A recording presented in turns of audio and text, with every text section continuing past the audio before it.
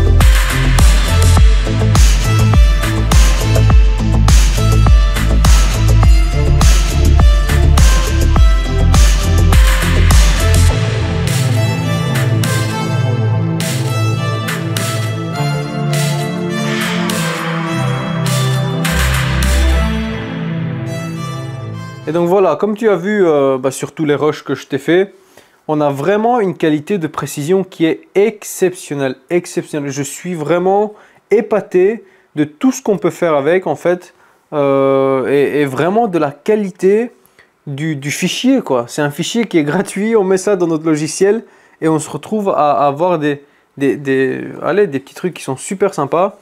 Alors, c'est sûr qu'il y a moyen de faire des choses bien plus complexes. Je pense notamment à des maquettes. J'ai vu des vidéos sur YouTube parce que bon, moi j'avais pas de laser avant, mais maintenant que j'en ai un, je commence à m'intéresser à ce petit monde. Et je vous promets, quand on voit les maquettes qu'on peut faire, les caisses avec des engrenages, etc., impossible à découper au ciseau, quoi. Il faut vraiment une CNC ou un laser. Et donc en fait, moi j'ai juste envie de m'amuser. Donc entre deux gros projets professionnels, il y aura un petit amusement de temps en temps. Donc voilà, permettez-moi de me détendre un petit peu aussi, hein, s'il vous plaît. Si la vidéo vous a plu, petit like, petit partage. N'oubliez pas d'aller voir dans la description. Quoi qu'il arrive, moi je vous dis à la prochaine. Prenez soin de vous. Il y a du très lourd qui arrive sur la chaîne. Donc restez connectés, abonnez-vous pour ne pas rater la suite. Et moi je vous dis à la prochaine. Salut!